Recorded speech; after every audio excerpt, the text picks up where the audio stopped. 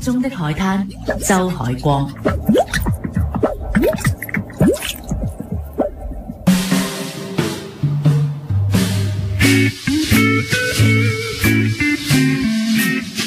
星期日嘅中午，你會唔捨得起身，定係已經出咗去同心愛嘅情人、親人食緊飯，還是無所事事喺度計劃緊今日有啲咩無所事事可以做？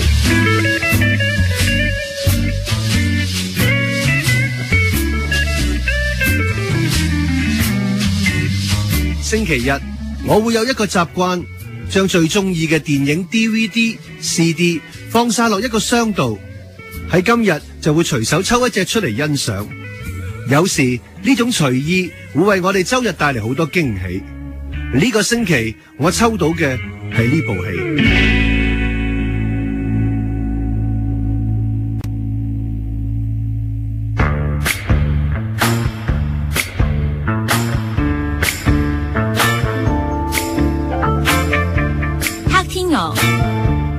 2010年威尼斯開幕電影，由這個殺手不太冷女星 Natalie Portman 飾演妮娜，係一位美麗纖細嘅芭蕾舞者。佢同其他嘅芭蕾舞者都非常熱愛自己嘅工作。屋企有位控制欲極強嘅媽媽，佢將所有成名嘅希望都寄託喺妮娜身上。妮娜亦都因為咁日以繼夜咁辛勤練舞。喺新嘅《天鵝湖舞曲》即將更換女主角嗰陣，藝術指導湯姆斯因為欣賞妮娜嘅舞技而俾佢晉身成為《天鵝湖》劇中嘅主角白天鵝。歡欣鼓舞嘅妮娜亦都因為咁更加賣力練習。佢最大嘅挑戰就係要同時演出妖豔性感嘅黑天鵝。對於生性拘謹嘅妮娜而言，佢必須突破心魔先至可以釋放到情感，盡情演出。喺呢個時候出現咗一位熱情洋溢、放蕩不羈嘅強勁對手莉莉，佢不時散發野性嘅誘惑，對妮娜造成極大嘅威脅。湯姆斯甚至考慮要由佢取代妮娜嘅位置。內心強烈嘅糾葛，一步一步誘發出妮娜嘅黑暗面。佢已經唔係師長媽媽心目中嘅乖乖女，亦都造成咗無法挽回嘅毀滅性人生。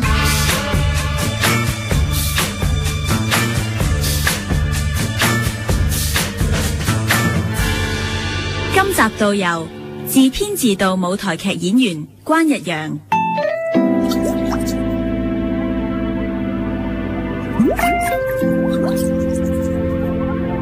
各位聽眾午安啊！嚟到一個禮拜一次嘅沙漠中的海灘啦。今日咧上到嚟呢位嘅嘉賓咧，我都唔知點形容佢先，因為咧首先我第一次見佢啦，咁啊好靚仔啦吓，好行啦，湊得啦，然之後嗰啲笑容咧又好燦爛啦，跟住有啲含羞啦咁樣。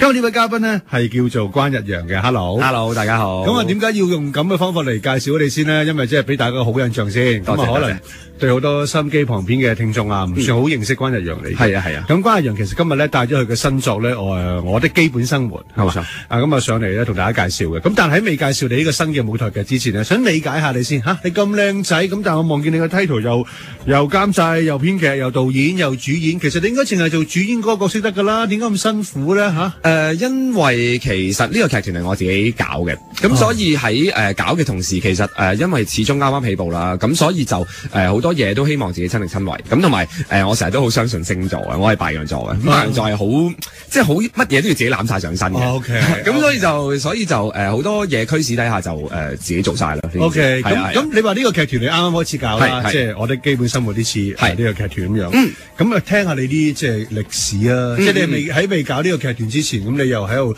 做緊啲咩嘅咧？你係幾時開始好有興趣對舞台嘅演出啊，或者各方面？咁你去做啲乜嘢嚟，即係成到你今日變成咗個劇團？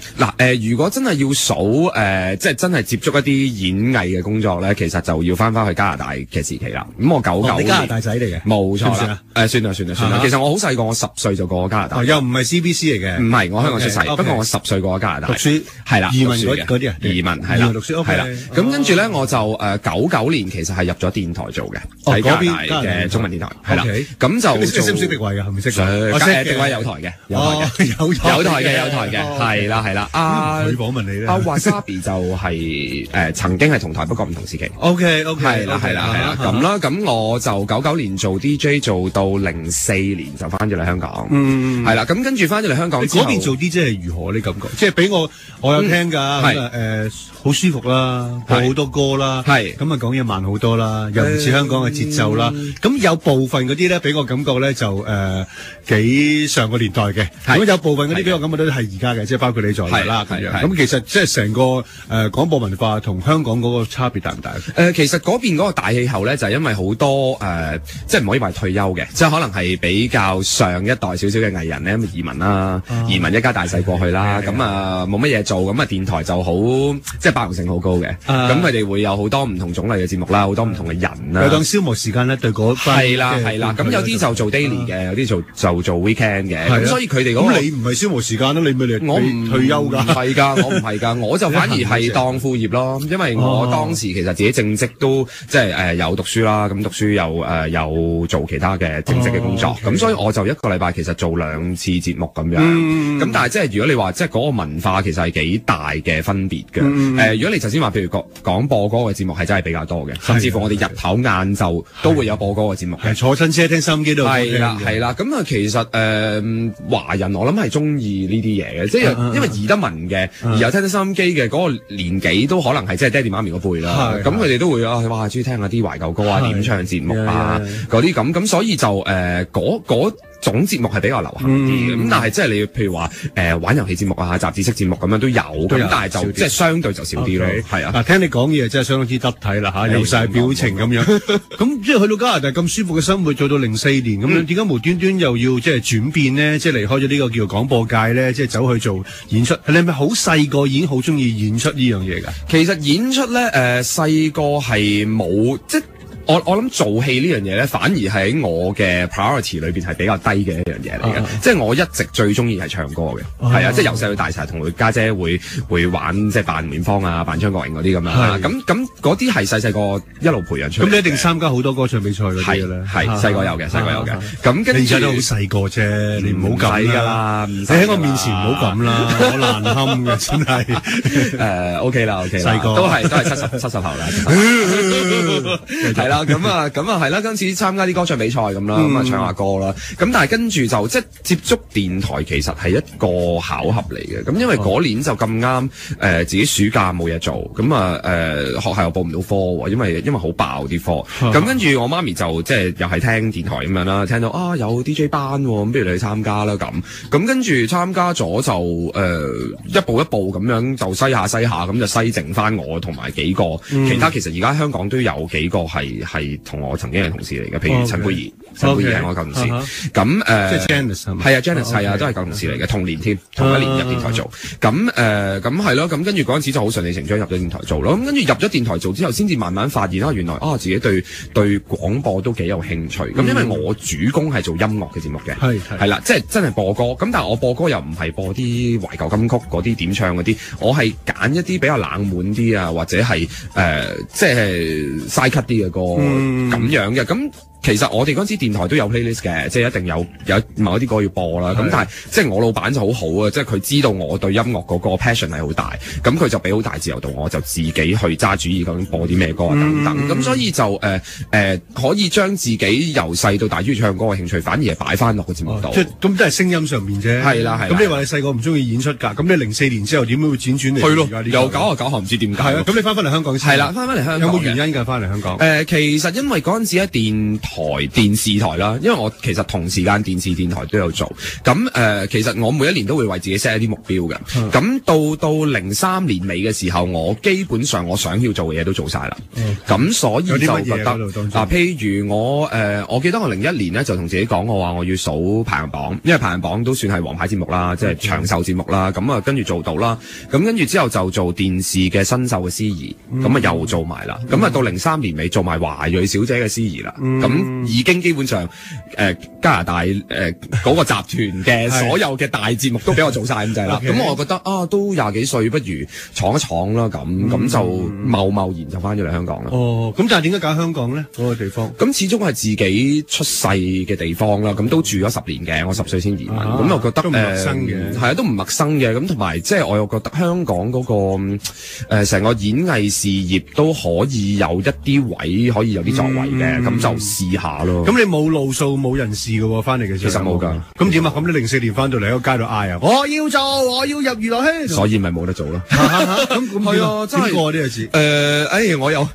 我每一次都會講嘅。其實嗰幾年係真係我用忍辱偷生嚟形容，唔係因為自己個心係好紅嘅，其實即係真係一團火嘅，即係一團火諗住翻嚟做。咁點知就我個人自信心都幾大嘅，某程度上咁，因為嗰陣時喺電台做都即係話晒都算係紅過啦咁，所以個心係好紅嘅。咁但係點知翻到嚟就即係一嘢就俾人打擊咗就。咁如果你覺得自己咁紅，你翻到嚟你四圍去敲門都 OK 㗎。有啊，其實敲暈晒㗎，咁大鐘都冇㗎。有冇開門先？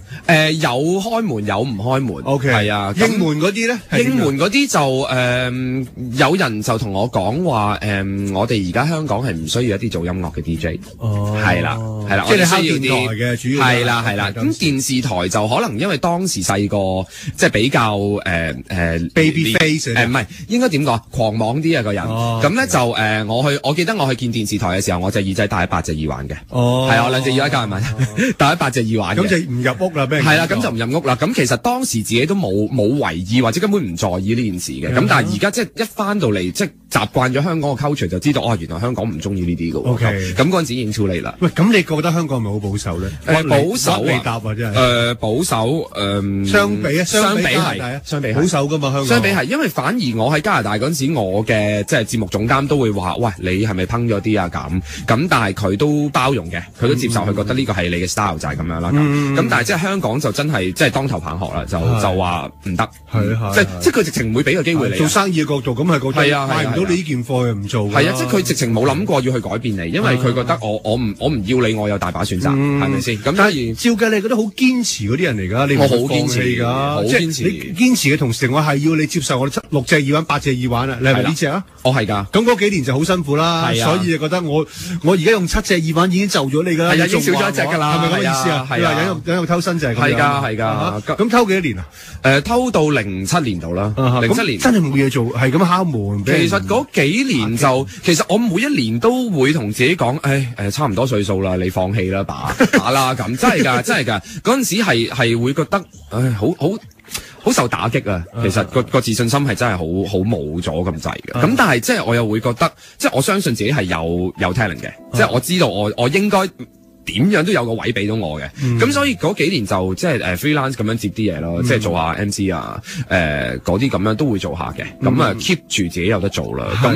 咁跟住就到07年就真係第一次接觸舞台劇呢樣，即係真係踩上台啦。點解會有咁嘅機會咧？嗱，其實咧又係有段故嘅。咁我04年開始翻嚟咧，其實我從來都唔係好熱衷於舞台劇呢樣嘢，即係冇專登話有心去睇咁樣。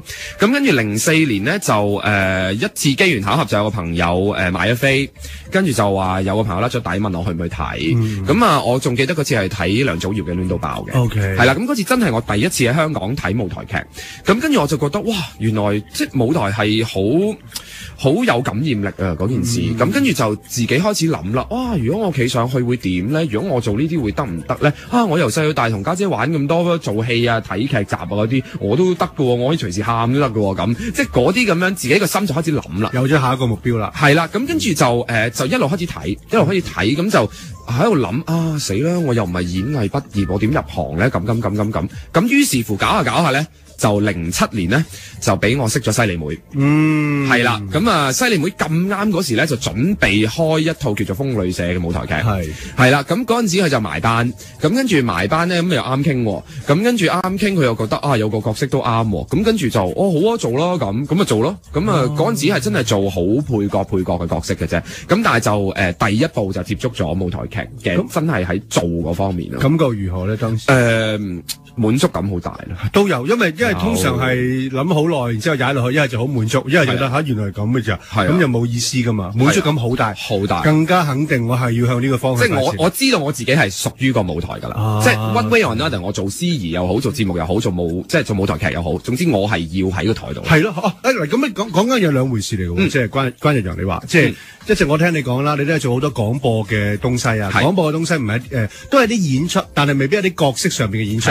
都係憑你自己，我揀一個角色裏邊，今日我報榜咧，我用呢個角色，聽日我做嗰個節目咧，用另外一個角色，好笑啲或者性感啲、感性啲咁樣。但係演出就係我要俾個角色嚟，呢個角色係咁，你要演出啊嘛。某程度上你係要跟嗰個說明書去做噶嘛，唔係憑你個心去做噶嘛。咁嗰個區別其實好大噶。咁我同你傾咗一陣間偈咧，我覺得你個自信心啊、自尊啊都好強大嘅人嚟嘅。